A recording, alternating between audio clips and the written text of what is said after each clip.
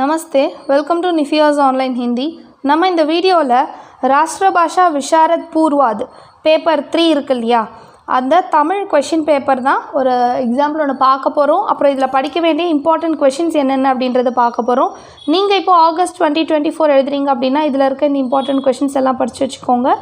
First thing, இந்த 3 விஷயத்த நல்லா படிச்சுக்கோங்க. மதிப்பெண் சமம், அதாவது நீங்கள் எந்த கொஷின் எழுதினாலும் உங்களுக்கு சேம் மார்க் தான், அதாவது ஒரு கொஷினுக்கு 20 மார்க்கு. ஏதேனும் ஒரு பிரிவில் 2 வினாக்களுக்கும் மற்றொரு பிரிவில் 3 வினாக்களுக்குமாக மொத்தம் 5 வினாக்களுக்கு விடை தருக. இதில் உங்களுக்கு 2 பார்ட்டாக கொடுத்துருக்காங்க, பிரிவு 1 பிரிவு 2. ஸோ ஃபஸ்ட்டு பார்ட்டில் 4 கொஷின்ஸும் நெக்ஸ்ட்டு பார்ட்டில் 4 கொஷின்ஸும் கொடுத்துருப்பாங்க. நீங்கள் ஏதாவது ஒரு பார்ட்டில் 2 கொஷினும் இன்னொரு பார்ட்டில் 3 கொஷினும் பாருங்கள், 2 இன்னொன்று 3, மொத்தமாக நீங்கள் 5 எழுதணும். கட்டுரை ஒவ்வொன்றும் 3 பக்கங்களுக்கு மிகாமல் இருத்தல் வேண்டும். நீங்கள் எழுத போகிற அந்த ஒரு 20 மார்க் கொஷின் ஒவ்வொரு கட்டுரையுமே வந்து பார்த்திங்கன்னா 3 பேஜஸ்க்கு கம்மியாக இல்லாமல் இருக்கணும். ஸோ நீங்கள் டார்கெட் வச்சுக்கோங்க, ஒரு எஸ்ஸே வந்து 3 பேஜ் எழுதணும் அப்படின்னு வச்சு எழுதுனீங்கன்னா தான் இந்த 3 ஹார்ஸ்க்குள்ளே உங்களால் 5 எஸ்ஸேஸ் வந்து கம்ப்ளீட் பண்ண முடியும். ஸோ இதில் 2 பிரிவாக கொடுப்பாங்க. இப்போது நமக்கு என்னென்ன இம்பார்ட்டன்ட் கொஷின்ஸ் அப்படின்றத நான் இந்த வீடியோவில் ஷேர் பண்ணுறேன். அது வந்து கொஞ்சம் கவனமாக, இன்னும் கூடுதல் கவனம் கொடுத்து இதை படிச்சுக்கோங்க. நான் ஜஸ்ட்டு கொஷின்ஸ் மட்டும் என்னென்ன அப்படின்னு சொல்கிறேன், நீங்கள் அந்த கொஷின்ஸ் மட்டும் கொஞ்சம் இம்பார்ட்டன்ஸ் கொடுத்து படிச்சுக்கோங்க. ஸோ பிரிவு 1ல் பாருங்கள், இலக்கியம் காட்டும் தம்பியர் யாவர் ஒரு கட்டுரை வரைக.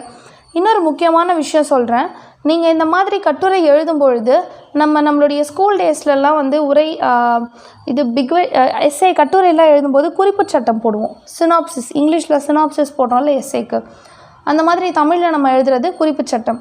நீங்கள் எந்த எஸ்ஏ எழுதினாலும் அந்த எஸ்ஏவுடைய நேம் ஃபஸ்ட்டு அதோட ஹெட்டிங் எழுதிட்டு அதுக்கு குறிப்பு சட்டம் போட்டுட்டு அதுக்கப்புறம் எழுதுனீங்கன்னா இன்னும் கொஞ்சம் அட்ராக்டிவாக இருக்கும். ஸோ நல்ல மார்க் எடுக்க முடியும் உங்களால். ஸோ ஃபஸ்ட்டு நீங்கள் எங்கேயாவது இந்த மாதிரி கோட்ஸ்லாம் எழுதுறீங்க அப்படின்னா இதெல்லாம் அழகாக அண்டர்லைன் பண்ணி வேறு கலர் பென் யூஸ் பண்ணி எழுதுங்க. முடிஞ்ச அளவுக்கு இந்த பிங்க் கலர் பென்னு இதெல்லாம் யூஸ் பண்ணுறதை அவாய்ட் பண்ணிவிடுங்க. பிளாக் அண்ட் ப்ளூ மட்டும் பயன்படுத்துகிறது பெஸ்ட்டு. ஸோ இலக்கியம் காட்டும் தம்பியர் யாவர் ஒரு கட்டுரை வரைக, இந்த கொஷின் படிச்சுக்கோங்க.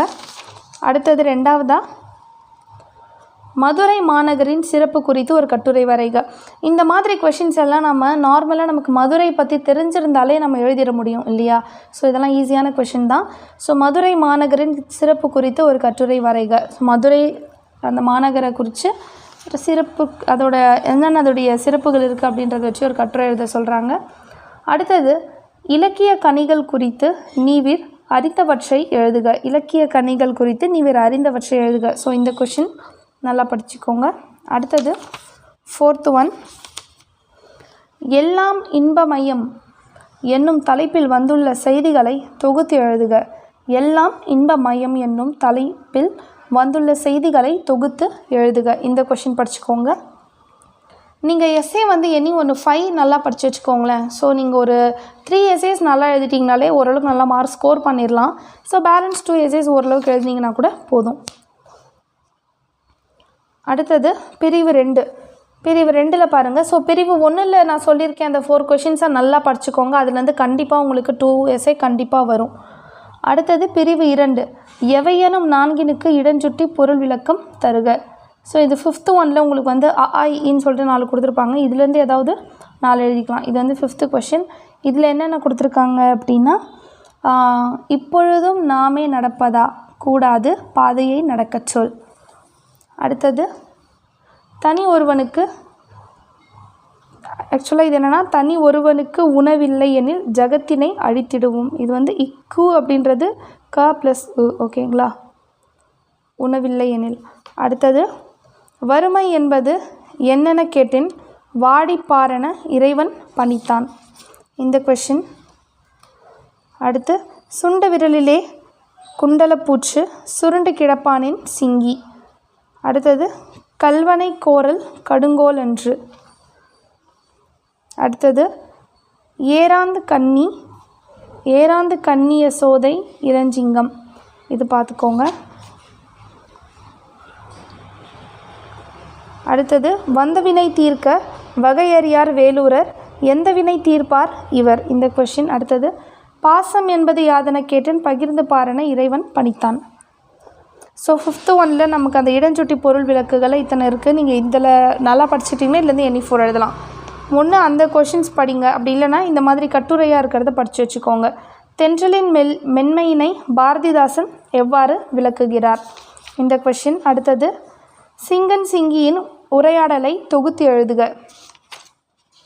அடுத்தது மூத்த பள்ளி இளைய பள்ளி உரையாடலை தொகுத்து எழுதுக. நெக்ஸ்ட் ஒன் அப்புதியடிகள் நாவுக்கரசரிடம் கொண்ட அன்பினை விளக்குக. ஓகேங்களா? அடுத்தது ஊர்மிளை இலக்குவனன் உரையாடலை நும் பாடநூல் வாயிலாக விளக்குக. லாஸ்ட் ஒன் கண்ணகி வழக்குரைத்த பாங்கினை தொகுத்து எழுதுக. ஸோ இப்போது நான் இந்த வீடியோவில் கொடுத்துருக்கேன் இல்லையா, இந்த எஸ்ஏஸில் நான் பிரிவு 1ல் ஒரு 4 எஸ்ஏ சொல்லியிருந்தேன். அந்த 4 நல்லா படிச்சுக்கோங்க. நான் பிரிவு 2ல் சொன்னதை ஓரளவுக்கு மேலோட்டமாக பார்த்து வச்சுக்கோங்க. ஸோ ஃபஸ்ட்டு எப்பவுமே நீங்கள் எக்ஸாம் எழுதுறீங்கன்னா அந்த நம்ம எவ்வளோ மார்க் எடுத்தால் பாஸ் ஆகுமோ அந்த அளவுக்கு டார்கெட் வச்சு முதல்ல நல்லா படிச்சுக்கோங்க. அதுக்கப்புறம் நம்ம அதிக மார்க் எடுக்கிறது அதெல்லாம் நம்மளுடைய இஷ்டம் தான். ஏன் அப்படின்னா இந்த எக்ஸாம்ஸ் நம்ம ஒன்ஸ் ஃபெயில் ஆகிட்டோன்னா இதை முடிச்சுட்டு தான் நம்ம நெக்ஸ்ட் லெவல் போக முடியும். கண்டிப்பாக உங்களுக்கு எல்லாம் தெரிஞ்சிருக்கும், இருந்தாலும் சொல்கிறேன். ஸோ ஃபஸ்ட்டு பாஸ் ஆகிற அளவுக்கு மார்க் என்னமோ அதை நல்லா படிச்சுக்கிட்டு பேலன்ஸ் நீங்கள் ரிவைஸ் பண்ணுங்கள் போதும். ஸோ நீங்கள் ஹிந்தி எக்ஸாம்ஸ் எழுதுறீங்க, உங்களுக்கு கைடன்ஸ் வேணும், உங்களுக்கு கிளாஸஸ் வேணும் அப்படின்னா நான் கீழே கொடுக்குற நம்பருக்கு கால் பண்ணி கிளாஸ் ஜாயின் பண்ணிக்கோங்க. அடுத்தது நீங்கள் ஸ்போக்கன் ஹிந்தி லேர்ன் பண்ணணும்னு நினச்சிங்கனாலும் கிளாஸ் ஜாயின் பண்ணிக்கலாம். தேங்க்யூ, தன்யவாத்.